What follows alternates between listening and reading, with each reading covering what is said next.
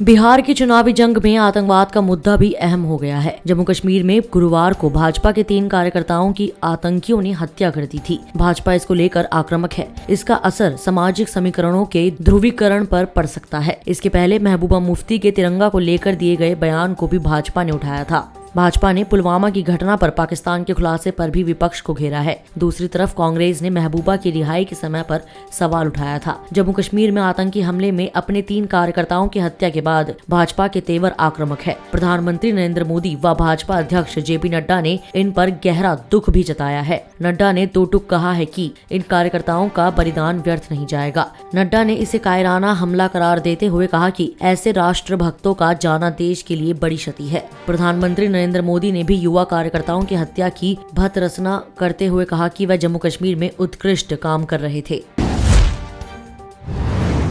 प्रधानमंत्री नरेंद्र मोदी के 2 दिवसीय गुजरात दौरे का आज दूसरा दिन है। आज PM Modi statue of unity पर सरदार वल्लभ भाई पटेल को उनकी जयंती पर पुष्पांजलि अर्पित करेंगे। इसके बाद राष्ट्रीय एकता दिवस परेड में हिस्सा लेंगे। वहीं पीएम मोदी आज सिविल सर्विस प्रोबेशनर्स को संबोधित करेंगे।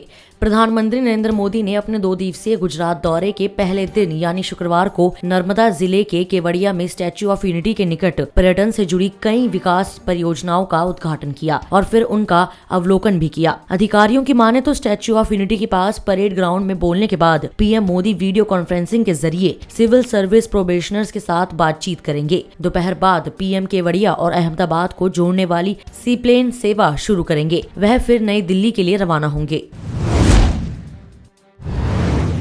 तुर्की और यूनान के तट के बीच शुक्रवार को आए शक्तिशाली भूकंप में तुर्की में कम से कम 17 लोगों की मौत हो गई, जबकि 709 लोग घायल हो गए। तुर्की के आपदा और आपातकालीन प्रबंधन प्रेसिडेंसी ने इस बात की पुष्टि की है। बचाव और राहत कार्य में चिकित्सा बचाव टीमें इज़मिर में काम में जुटी है। तुर्की जमीन से भीतर मौजूद बड़ी फॉल्ट लाइन के ऊपर बसा देश है और इस कारण इसकी गिनती उन देशों में होती है जहाँ सबसे अधिक भूकंप आते हैं। यूरोपीय मध्य सागर भूकंप विज्ञान केंद्र ने कहा कि शुरुआत में रिक्टर पैमाने पर भूकंप की तीव्रता 7 थी और इसका केंद्र यूनान के उत्तर पूर्व में सामोस द्वीप में था। वहीं अमेरिका के जियोलॉजी सर्वेक्षण के अनुसार भूकंप की तीव्रता 7.0 थी। तुर्की के तट और यूनान के सामोस प्रायद्वीप के बीच आए इस शक्तिशाली भूकंप के चलते पश्चिमी तुर्की के इज़मिर प्रांत में कई इमारतें जमींदोज हो गई। यूनान के सामोस में भी कुछ नुकसान हुआ है। इज़मिर में मलबे के अंदर और लोग दबे हुए हैं।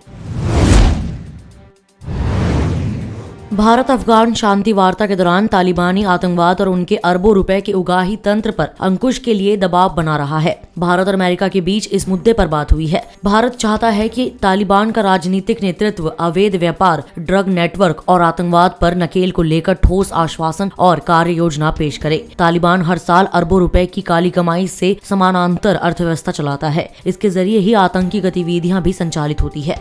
उनका ड्रग नेटवर्क कई देशों में पांव पसार चुका है। दरअसल भारत की चिंता आतंकवाद से अफगानिस्तान में अपनी परियोजनाओं को बचाने के साथ पड़ोसी देश में अपनी सकारात्मक प्रभावी भूमिका बनाए रखने को लेकर है। जिस तरह से पाकिस्तान आतंकवाद को राज्य प्रायोजित नीति के तौर पर भारत के खिलाफ इस्तेमाल करता है, वैसा ही तालिबान के नेतृत्व में स्थितियां न बने इसके लिए ठोस बातचीत चल रही है। सूत्रों ने कहा कि तालिबान से चल रही बातचीत में क्षेत्रीय सुरक्षा अहम मुद्दा है।